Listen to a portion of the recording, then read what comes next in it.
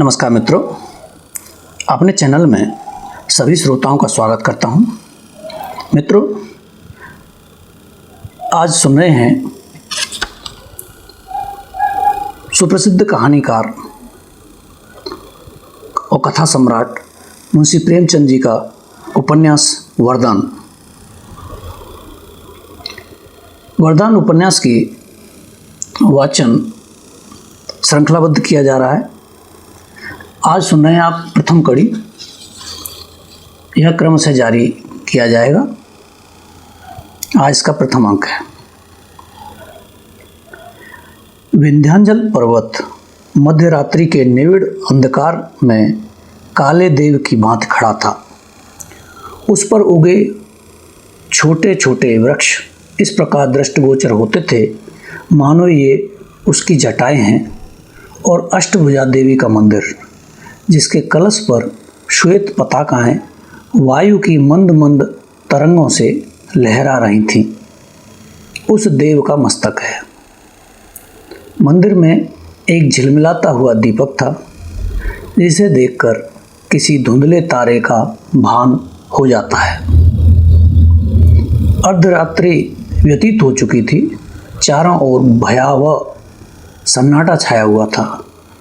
गंगा जी की काली तरंगें पर्वत के नीचे सुखद प्रवाह से बह रही थीं। उनके बहाव से एक मनोरंजक राग की ध्वनि निकल रही थी। ठोर ठोर नावों पर और किनारों के आसपास मल्लाहों के चूलों की आंच दिखाई देती थी। ऐसे समय में एक श्वेत वस्त्रधारिणी स्त्री अष्टभुजा देवी के सम्मुख हाथ बांधे बैठी हुई थी। उसने देर तक सिर झुकाए रहने के पश्चात कहा, माता, आज 20 वर्ष से कोई मंगलवार ऐसा नहीं गया जब कि मैंने तुम्हारे चरणों पर सिर न झुकाया हो।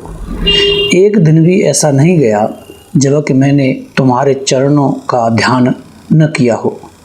तुम जगतारिणी महारानी हो।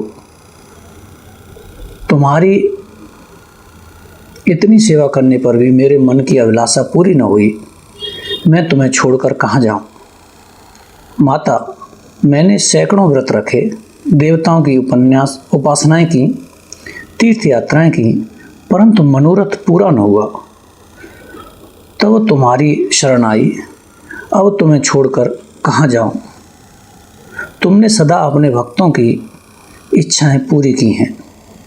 क्या मैं तुम्हारे दरबार से निराश होकर जाऊं? सुवामा इसी प्रकार देर तक विनती करती रही। अकस्मात उसके चित्त पर अचेत करने वाले अनुराग का आक्रमण हुआ। उसकी आंखें बंद हो गईं और कान में ध्वनि आई, सुवामा, मैं तुमसे बहुत प्रसन्न हूँ।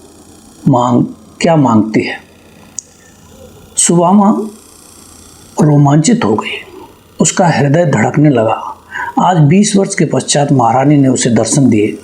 वह कांपती हुई बोली, जो कुछ मांगूंगी वह महारानी देंगी? हाँ, मिलेगा। क्या लेंगी? कुबेर का धन? नहीं। इंद्र का बल? नहीं। सरस्वती की विद्या? नहीं। फिर क्या लेंगी? संसार का सबसे उत्तम पदार्थ। वह क्या है? सपूत बेटा। सपूत बेटा जो कुल का नाम रोशन करे? नहीं। जो माता पिता की सेवा करे? नहीं। जो विद्वान और बलवान हो? नहीं। फिर सपूत बेटा किसे कहते हैं? जो अपने देश का उपकार करें। तेरी बुद्धि धन्य है। जा, तेरी इच्छा पूरी होगी।